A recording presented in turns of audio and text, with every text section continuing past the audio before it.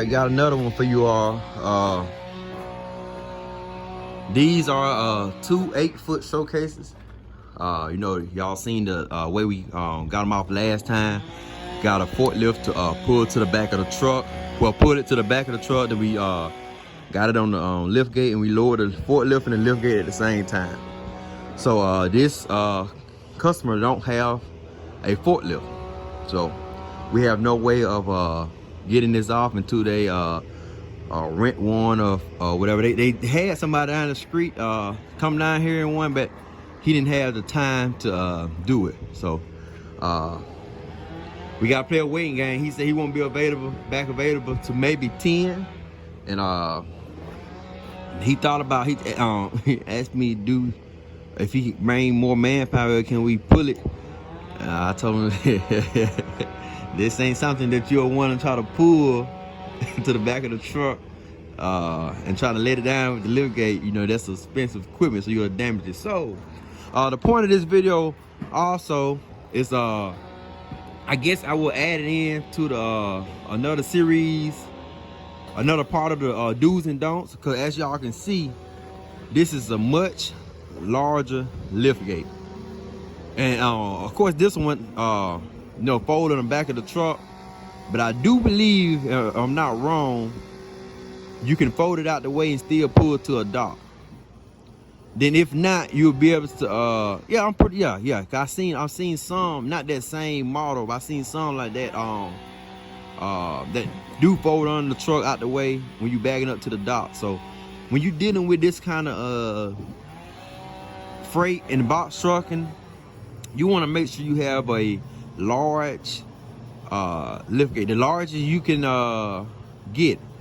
As y'all can see, I know y'all always keep hearing me saying the same thing, but I just want to stress it because, like I said, we just ran into another one of these situations. So I'm gonna let this one out again.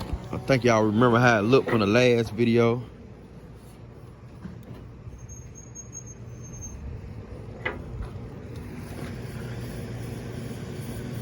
And most of the time I get away with it, but this is a situation where there's no way I can get away with it. But it's not on my end yet, because no, they don't have a forklift. So if they had a forklift, as you can see, it's possible to get them off, but it's all about having that forklift.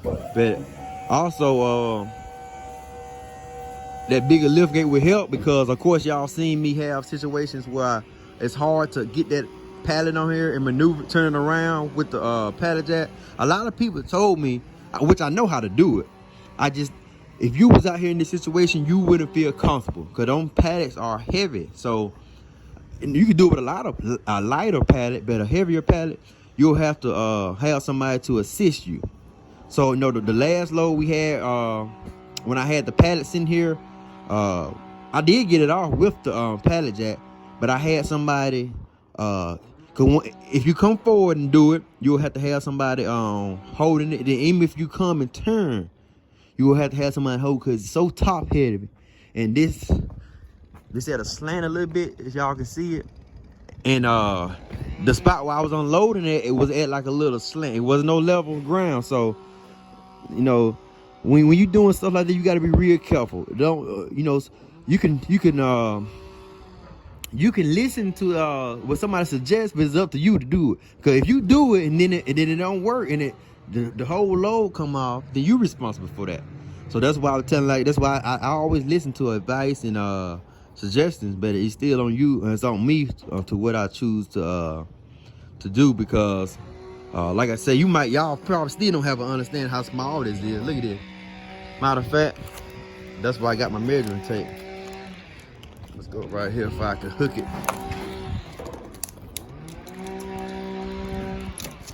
One second, guys. I'm working with one hand. And I'm trying not to cut myself with this measuring tape, because there's gonna be a bad feeling the rest of the day walking around with a sliced finger trying to get some work done. Then it's cold up here. I'm in Vermont, y'all. So bear with me, and I get y'all a measurement.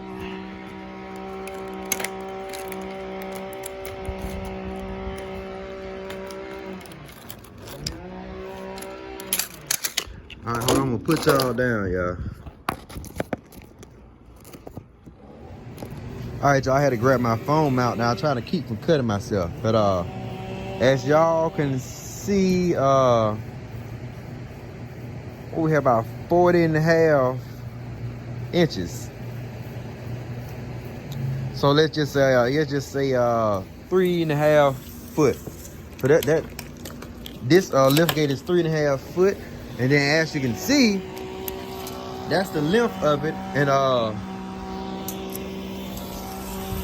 the width is 6. So it is 3.5 by 6, and as y'all can see, the regular the regular dark plate is 92 inches. So now you want one, you know, the size of the dark plate, and also you want to have it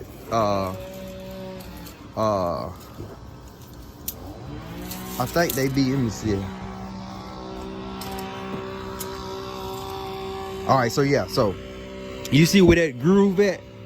It usually supposed to be the other half, that half out, it's the same size of the first half. So I think them the medium ones, the ones that y'all see on the Penske truck, I think those are 4 foot long.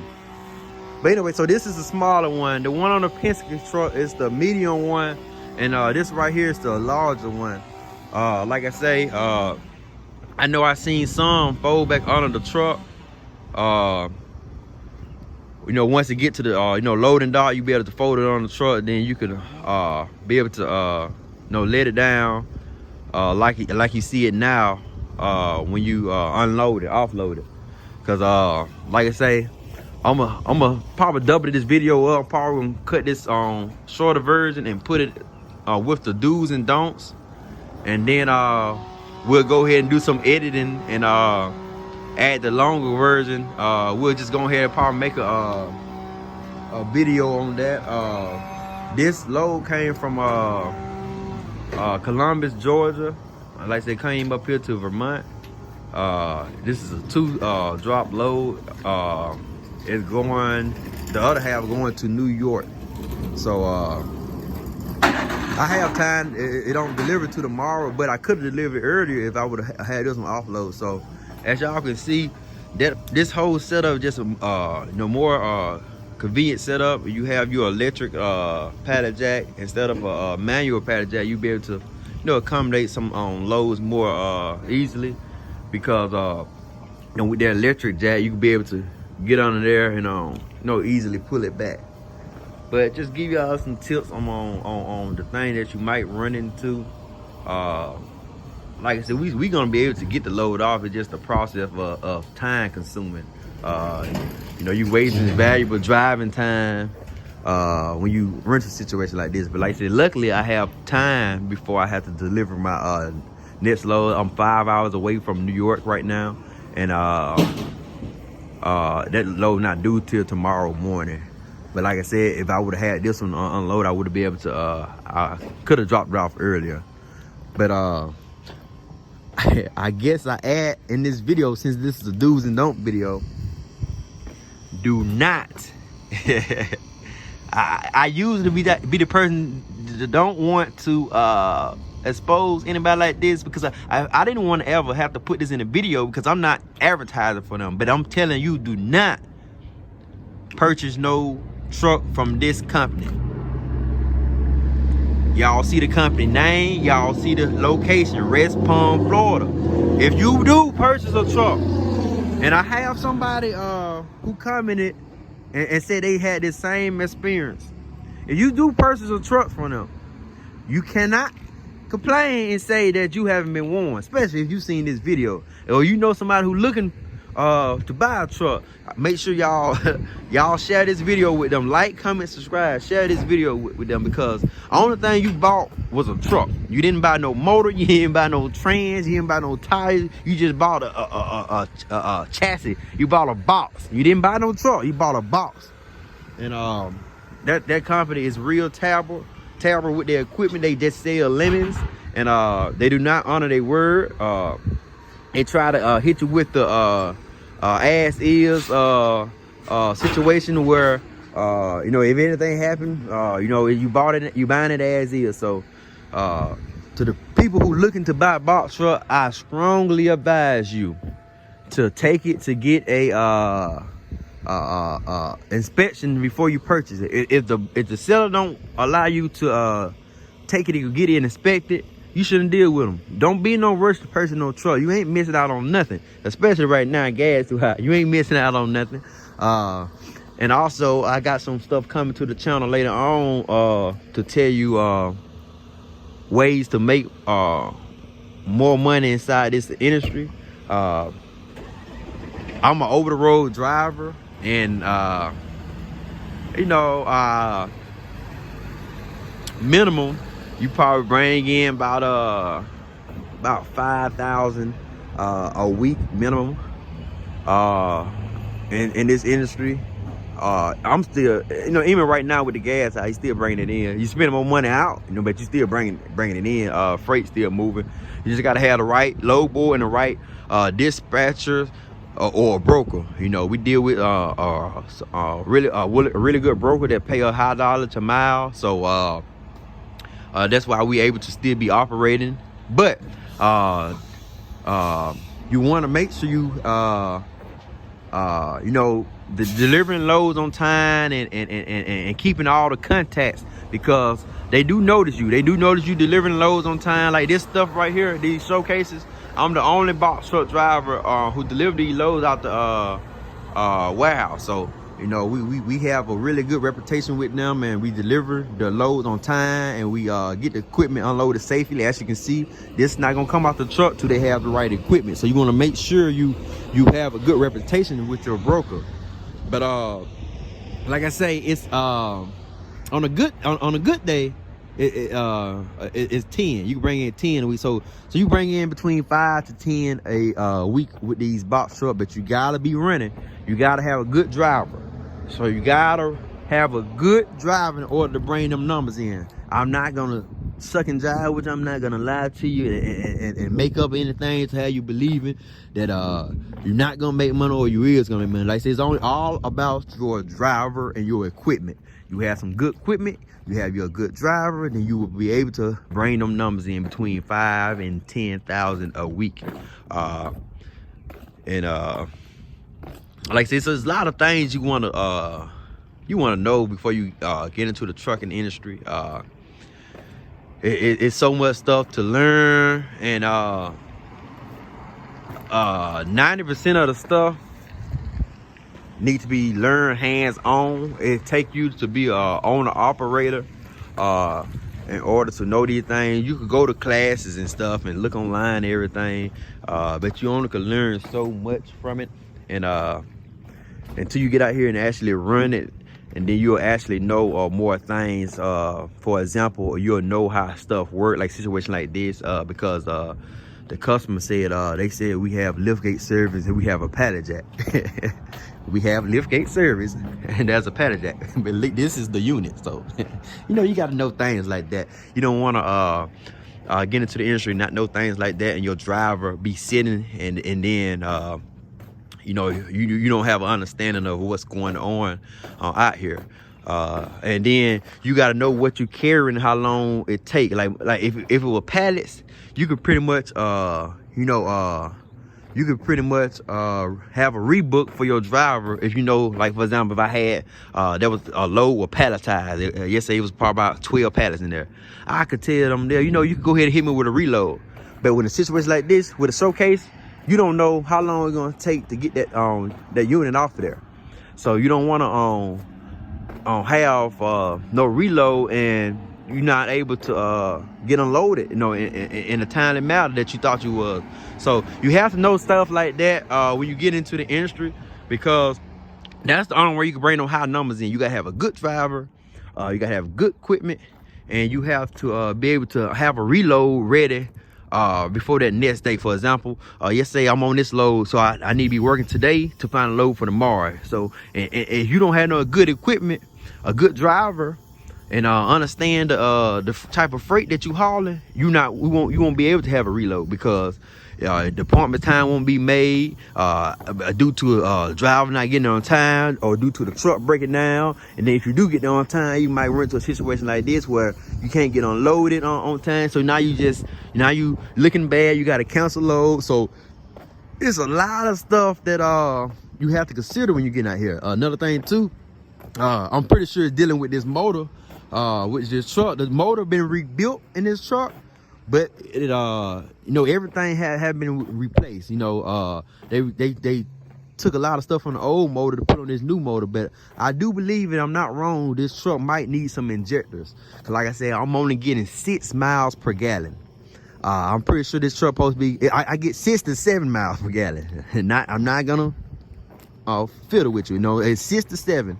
I'm pretty sure these truck probably supposed to get about 10 to 12, if I'm not wrong. It could be 12 to 15, but I know it's supposed to be in the single digits. But this truck get terrible fuel mileage, and that also accommodate your that's also affect your profits. If you getting a $2 load per mile, and you got a free meal like this, you might well say you getting like $1.30, because you paying so much in fuel. This trip alone, man, and I'm still not finished with this trip, but this trip alone, I think we almost at 1,000 in fuel. So, situation like this, man, you want to understand everything about your truck, and you want to make sure you have somebody who care about your truck like you care about your truck. They got to take care of your truck. You can't just have a driver in your truck and they're not taking care of the equipment. That's everything. That's with the truck and the pallet jack and whatever it is. You want to make sure they take care of it and keep maintain it. Now they not responsible for the maintenance, but they responsible for maintaining it. The owner is responsible for the maintenance. To bring it in for the monthly maintenance.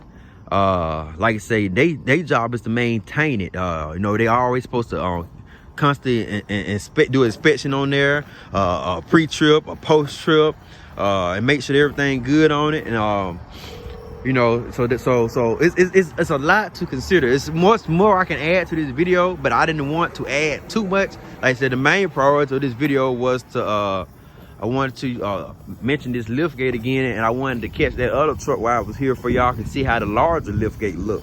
But like I said, I'm gonna cut this video short. I'm not for sure. Y'all might add it in the do's and don'ts, or I might just go ahead and make it one full video on this unload. But whatever I decide to do, I appreciate y'all for watching.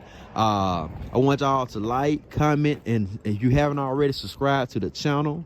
Like I said, I am new to this trucking industry, and I'm new to YouTube, so I'm progressing. I came a long way from my first video, and I had some good mentors along the way to help me. A big shout out to the box truck couple. They were real helpful getting me started. They trained me on Amazon Relay, and unfortunately we had some complications when the business started up, and I didn't start off with Amazon Relay, but it ended up being a good thing, because I don't know if y'all figure by now, Amazon Relay really don't be paying the top dollar. You got to be in a prime area in order to make some good money with Amazon Relay. You got to be in a major city like Atlanta or I think California got some good loads coming out of there. And I don't know if y'all noticed, somebody had post about a week ago, man, they got some good loads coming out of Florida, man, right now, man. So that it was I don't want to tell y'all the wrong numbers, but anyway, y'all have to weigh your options out before y'all get into this trucking industry. I'm not saying it's a bad industry to get into. It's a bad business to get into. It really is a good business, but you gotta know how to maximize your profits. And like I say, I'm really excited to bring that content to y'all on more ways to make money with this box truck. It could bring you in an additional 10,000 a month. So you could have potential of making potential 20, 20. So you have a potential to making about 30 to 40,000 a month with these box trucks. But that's that's a different conversation. Like I said, I want to make sure I get all the information and content together before I even mention anything about it. I don't want to half step with that one, because I want to make sure I fully explain on the process of how to make more money with the box truck industry. But like I said, I appreciate y'all for watching. I want y'all to continue to follow us on this life journey and be blessed.